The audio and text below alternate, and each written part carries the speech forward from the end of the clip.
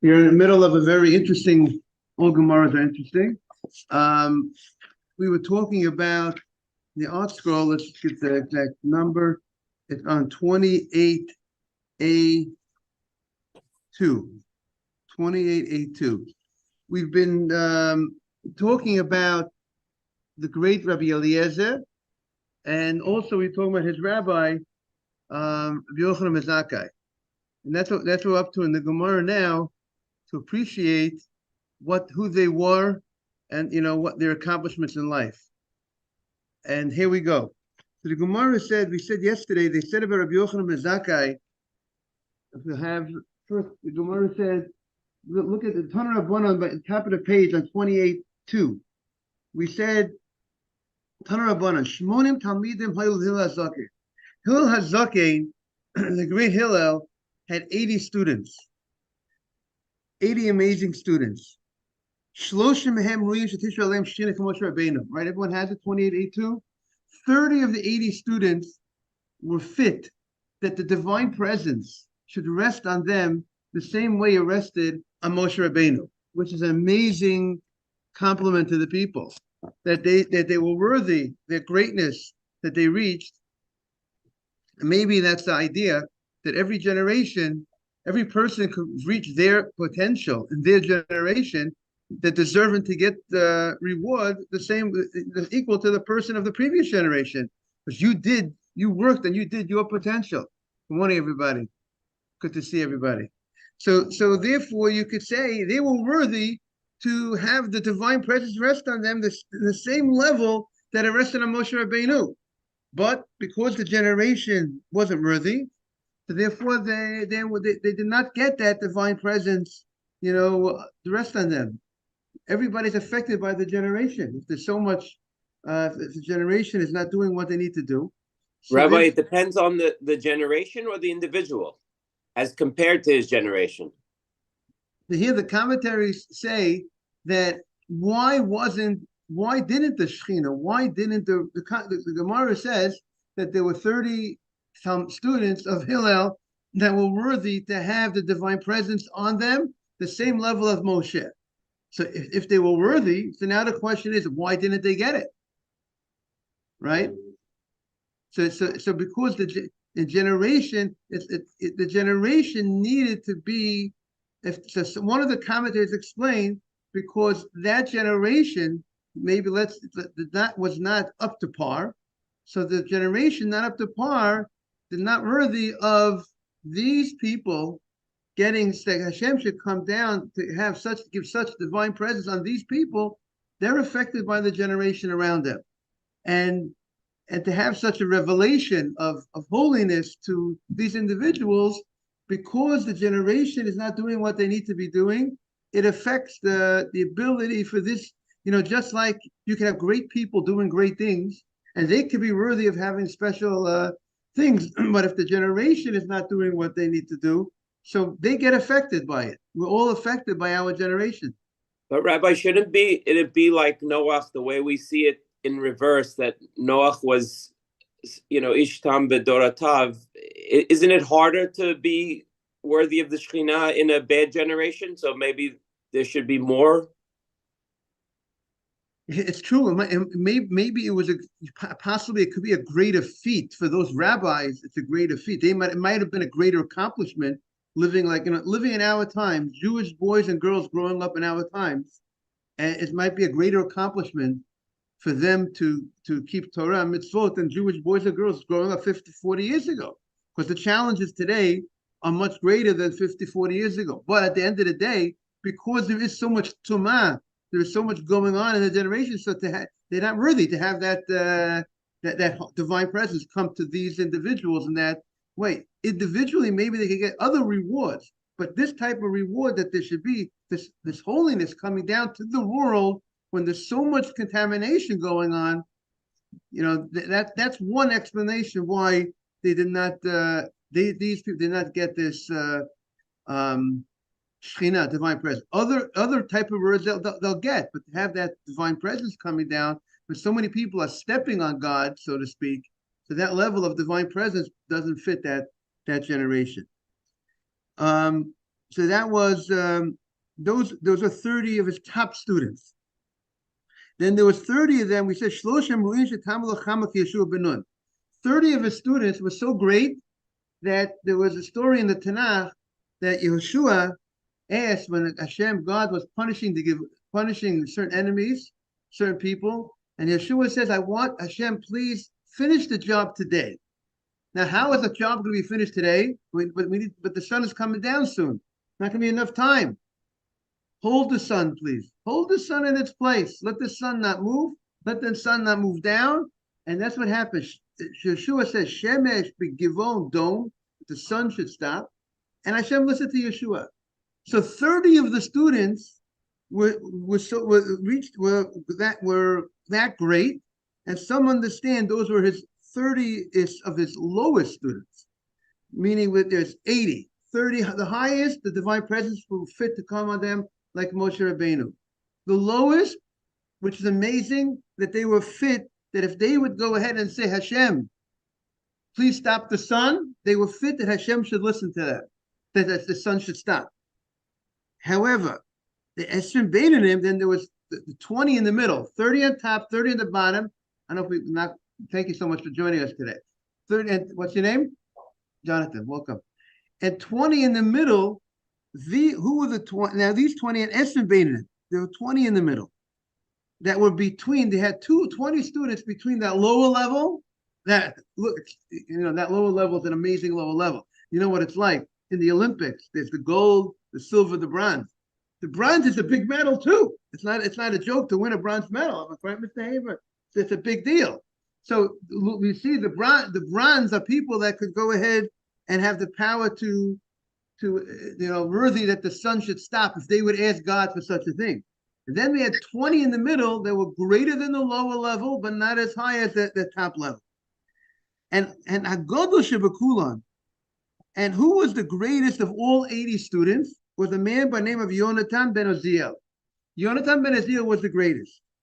And Katan Shebakulan, we have Yonatan here. Here it comes, Yonatan joins us. And here he's highlighted right over here. Yonatan's first day at the class. And here is Yonatan ben Uziel. And he's the greatest of all was Yonatan ben Uziel. And by the way, you should know there's something called Targum Yonatan. Targum, one of the translations of the Torah, explanation of Torah, is called Targum Yonatan ben Uziel. The Katan Shebakulam, and who was the smallest of all the students? Of Yochanan ben Zakkai. Yochanan ben Zakkai was the smallest of all the students. Amru Alav, nevertheless, even though he was the smallest of the students, to get a picture of who he was, Amru Alav, Rabbi Yochanan ben Zakkai. They said about Rabbi Yochanan ben Zakkai, Shalo haniach mikra u'mishnah. There was no pasuk. There was no mishnah. There was no mishnah. There was no Gemara. Gemara means, here it means, because this is before the Gemara, his time was before the Gemara. It means going and explaining the halachot, explaining the reasons for the halachot, going in depth, like what we call today Gemara. Halachot. There are certain halachot that are not written in the Torah directly, like we have halacha on Moshe Sinai, and he was experts that in all, there was nothing that he didn't learn. There was nothing that he didn't know in the Chumash, in the Mishnah, in the Gemara, in the Halacha, Moshe Sinai, in the Agadot. The Agadot, let's say, are like, when the explanations of the Torah, like the Midrash Rabbah, the Tanchumo, different Midrashim, and Dikduke Torah. Dikduke Torah is, let's say, a letter that seems to be an extra letter.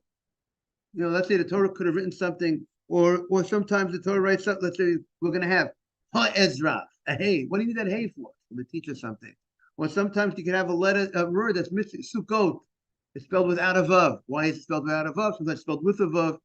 Everything in the Torah has a reason. No such thing.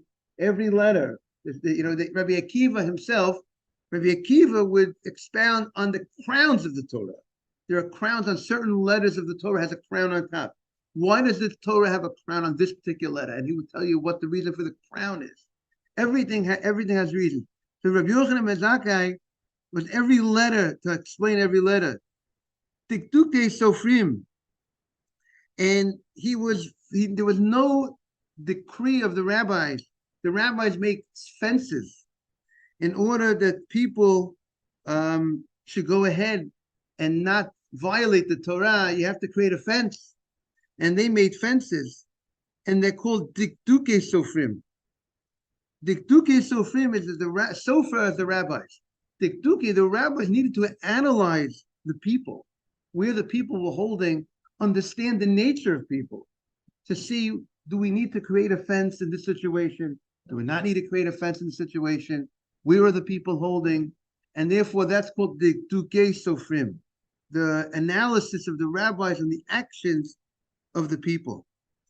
Kalim v'chamurim, a kal v'chomer. Sometimes, that there's certain things that you can figure out based on logic and certain laws. And all those kal v'chomers that the Gemara brings, he knew. Gzeira shavot. This is what he knew. This is his accomplishment in life. He knew all of this. Gzeira shavah, let's say we had in the Gemara recently, the Torah says the 15th day of the first month, is the holiday of Pesach, and it says the 15th day of the 7th month is the holiday of Sukkot. There is a special law that was given that there's a connection between the 15 over here and the 15 over there. That the law that applies over here, a special law, let's say by Pesach, even if you're uncomfortable, you go ahead, or let's say you have an obligation on the 15th to eat matzah the 15th of Pesach, so you have an obligation to go to the Sukkah and make sure you go to the Sukkah then the first night of Sukkot. That's 15 to 15. He knew all those Gzeira Shavot. Whenever the Torah says the same word in two places and it's coming for a specific purpose, he knew all those. Tekufot, he knew all the goings of the sun and the moon, how they work and how they travel, and all the figuring out all the calendars and everything that's necessary. Gematriot, all the gematriot of the Torah. So it's interesting. Let's say one of the gematria, we all know Balaturim. There's a great sefer called Balaturim. If you don't have it, I recommend you should get it. Art Scroll, it's a 5-volume set. It's a blue set Art Scroll, Hebrew English, where he takes a word in the Torah and he shows you that word, if you figure out the numerical value of that word, it teaches you a certain halacha. There was an interesting Balaturim in this week's parsha that spoke about, he was able to figure out about, that the law is that the balabayit, the owner of the house, is supposed to be the one who cuts the challah on Shabbat. On Shabbat, you're not supposed to ask the guest to cut the challah. Who makes the hamotzi for everybody? The balabayit. The balabayit is the one who's supposed to make the hamotzi. You can honor the guest to say kiddush, no problem. You can honor the guest. You honor the guest to lead the zimun. But when it comes to the challah, the law is that you're supposed to cut the challah yourself, the owner of the house. What's the reason for it? Because we're concerned that if one of the members, if you ask a guest to cut the challah, says it's not his challah, he might not give a nice piece to the individuals at the table. You, the host, since it's your challah, you're free to do what you want. And you're going to go ahead and you're going to cut the challah with an ayin yafeh. You're going to give a very nice piece. I was learning with someone yesterday from the community, the Sephardi community. He said, Rabbi, he says, I cut the challah in my house, in front of my father. Again, he's a single guy. And I said, the halacha should not make a difference, even if you're in your father's house. You're a son of, and you're in your father's house. Your father's there. He's the balabayit. It's not your challah. Happens to be, yes, your father gives you the challah. You're a son, and it didn't seem to me that the halacha should change. Good morning, Aaron. Because it's, you're a son, and therefore you have a right to cut the challah the same way your father has the right. If the father is there, he's the balabayit. If your father gave you it's your challah, and your father's not there, so then yes, you became the balabayit. And I think he has a connection he was able to figure out a halacha based on a letter or a word of the pasuk. There's a famous, if a person wants to become a nazir, when he takes upon himself not to cut his hair and not to cut his, not to go to a cemetery. So the pasuk says, "Kadosh yiyeh," he should be holy, and we learn out, and the word yiyeh, yud hey equals 30. And we learned the gematria, the numerical value of yiyeh is 30. And what is 30? The halacha is, if a person says, I want to be a nazir, he didn't specify how long he wants to be a nazir for. It's called stam nazirot. He didn't say a time. If you want to say you want to be a nazir for 100 days, let's say a nazir for 100 days. But you said, I want to be a nazir. Harei alai nazir. He says, I want to be a nazir. No one should ever accept today to be a nazir. We don't have the Beit HaMikdash to process the korban today. First says, I want to be a nazir. How many days is it that he's bound to that vow? 30 days. Simon says 30 days. Why is it 30? And we know the halacha because it says yihiyeh. The word yihiyeh equals 30. And because it equals that alludes to the halacha that it's 30 days. Kadoshiyeh. He should be holy for 30 days. There's another thing that Rashi mentions that many people don't hear too much about. It's called atbash. What's atbash? The first letter of the alphabet is an aleph. The last letter of the alphabet is a taf. So the way it goes is the first letter corresponds to the last letter. The second letter of the aleph base corresponds to the second to the last letter of the aleph base. The third letter, the gimel, corresponds to the third last letter of the aleph base. And then you could figure things out. Like Rashi brings a case where you have a word in Yirmiyah that the word is shin shin chaf, and you know that shin is the second to the last letter of the alphabet, right? Reish, shin, taf. So shin, being the second to the last letter of the alphabet, corresponds to the second letter of the alphabet. The second to the last corresponds to the second to the first. So a shin corresponds to a bet. And the word was shin shin chaf. So we have shin shin is bet bet, and chaf, and the chaf corresponds to the letter lamed in the alphabet. If you go through the letters, you break it down. I wrote it out in my notebook. I wrote aleph, chaf, beis, shin, gimel, reish. You'll have the lineup, and you see and then what happened was that the word shin shin chaf spells out Bavel. Bavel. So that was, you were able to figure certain things out. There are many codes in the Torah. There are many things in the Torah. And this is one of the ways that how Hashem gave the wisdom of the Torah that eluded in, if you know this code, if you know how this works, you'll be able to figure out what does the shin shin chaf mean? What does that word mean? It means Bavel. But that's if you're familiar with. So he knew all these gematriot of the Torah. Stichat Malachei Hasharet. He knew the speech. Now, Stichat Malachei Hasharet sounds like the conversation of angels. Rashi himself says he doesn't know what it means, knowing the conversation of angels. Rashi doesn't. Rashi feels. By the way, you want to know? The Bali Musa point out, a great person is someone who's able to say, I don't know. Rashi knows, Rashi is the number one man, but you know what? Sometimes he's right. And this is one of the places in the Shas. It's not too often that Rashi writes, I don't know what it is. But Judaism, rabbis have to be honest. If you're not honest, that's not Torah Emet, right? And if Rashi says, I don't know what that is. The Gemara is going to list three things that Rashi says, I don't know. The Gemara is going to list the conversation of angels, Sichat Shedim, the conversation of the demons. The demons that are out there. We learned about that in Psachim years ago. There's certain demons that Hashem, evil forces that are out, whatever that, Rashi says, I don't know what it means, the speech of the demons. And then the third thing Rashi says, it says, Shichat Kalim, the speech of the palm trees, of the trees. What does that mean? What does that mean?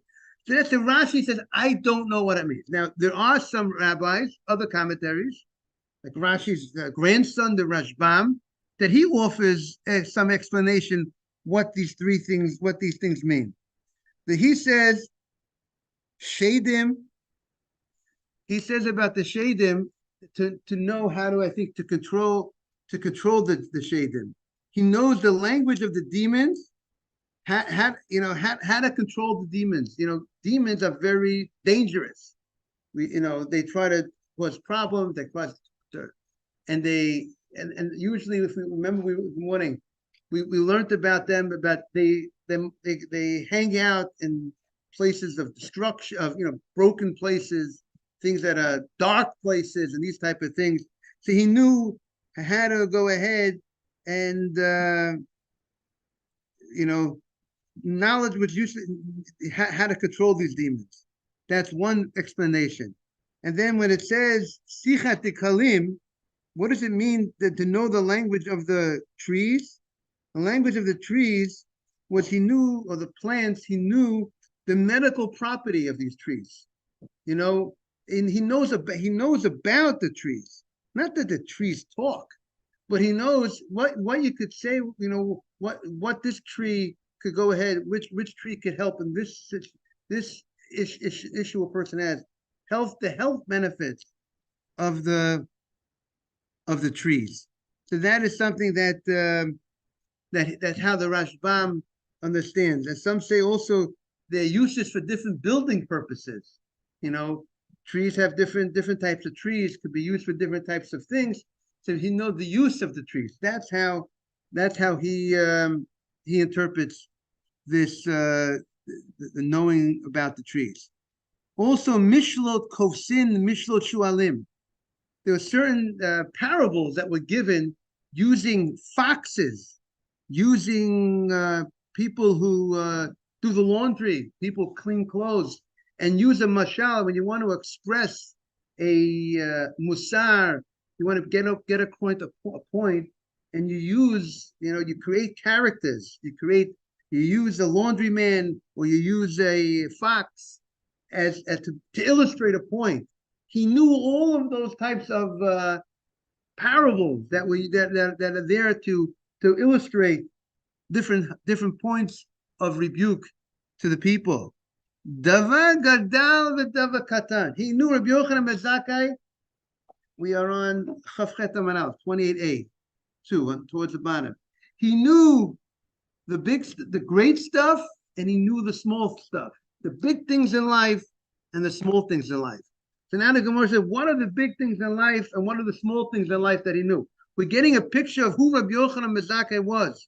And he's the smallest of those rabbis. So the Gemara says, Davar Gadal Ma'aseh Merkava. Davar Gadal is the Ma'aseh Merkava. So what's the Ma'aseh Merkava? So some explain it's referring to understanding the depths of Hashem, which is a very deep concepts that are beyond the average person to understand. And he was able to, and also someone explained, it's the story in Yecheskel, when Yecheskel gets the prophecy, when he sees the Merkava, the chariot, and angels, and all different things, very, very mystical ideas. And he knew all that. Like, if he knows that, Kabbalah, so to speak. Everything in Kabbalah. If you could understand that, this is what the rabbi knew. And what's the davar katan? What were the smaller things? Havayot d'Abaye v'Rava. The questions of Abaye v'Rava. In the Gemara, we know two of the great. Everybody knows about Hillel and Shammai, but then Hillel and Shammai were in the early period of the Mishnah period. But in the Gemara period, a little later, there were many teams of rabbis that went at it in a very holy fashion. They were constantly disagreeing. They disagreed on many issues, and that was Abaye and Rava. Abaye and Rava, they were colleagues, and they presented many questions in the Gemara. He knew all the answers to these questions, but what happened was, over time, they were forgotten. Therefore, Abaye and Rava had to refigure things out as time had passed from the days of Yochanan ben Zakkai to Abaye and Rava. And there's an interesting comment that I saw, is that even though the Gemara says that the Davar Gadal is Masa Mekrava, to understand the depths of of how Hashem works and what goes on in heaven and all that stuff, that's called Davar Gadal, because that is something that's what's probably much deeper and much more needs much more understanding than to understand a more revealed thing like halachic questions of. But nevertheless, the Marshal says that regarding the spirituality of the person, for us, for our growth, it's more, it's the learning, the everyday learning, the everyday Gemara is what's going to get us to keep on to grow tremendously. He says, yes, okay. And then the Gemara says, L'kayim, these rabbis, these great rabbis, ma shenema l'hanchel or vayesh. It says that Hashem is going to give great reward to the people that love him. He's going to fill up their storage houses, which means that Hashem is going to go ahead and give tremendous rewards, to all those people that these rabbis who reach such great levels of Torah study and knowledge. So now the Gemara says, if the smallest of the rabbis of the 80 students was knowledgeable in all these areas of Torah, you could just imagine Gadal Shebekulan, the greatest of these 80, what they were all about, right? You get a picture of who the greatest of with their knowledge. And then the Gemara says, Amru Allah al Yonatan ben Azil. They said about Yonatan ben Azil. It's a very famous Gemara coming up in the next line. Shebishar sheyoshev ba'osik b'Torah. When he was engaged in Torah study, any bird that was flying over blew up, got burnt up. Kol ov sheparech alav miyad nisraf. Any bird that was flying above his area got burnt. Now the question is, why did the bird get burnt? So one opinion, Rashi says, angels are like made from fire. Angels, they wanted to hear Torah from him. The angels wanted to hear Torah from Yonatan ben Azil. So when Yonatan ben Azil, it says in Halacha that it used to be angels people were escorted by angels. People have angels escorting them. Here, Yonatan ben Azil, when he came to go ahead, it used to be a time period when the person would go to the bathroom, they would say to the angels, if you don't mind, excuse me, I'm just going to the bathroom. That was such a level that we were on. The angels escorting us. So angels came, but we don't do that anymore. We're not on that level that we're going to say that the angels, maybe that we merit that the angels are escorting us, whatever. You can look in Shulchan Aruch about that. Yonatan ben Azil, when he was teaching Torah, the angels were there. They came to hear him teach Torah. And if they're coming to teach Torah, so their effect of them being around him, they're fire. And they're fire, and therefore the angels themselves are fire. Therefore, the bird, if a bird was flying overhead, the bird burnt up. Tosfos, if you look at the Tosfos, in the top Tosfos in the top corner,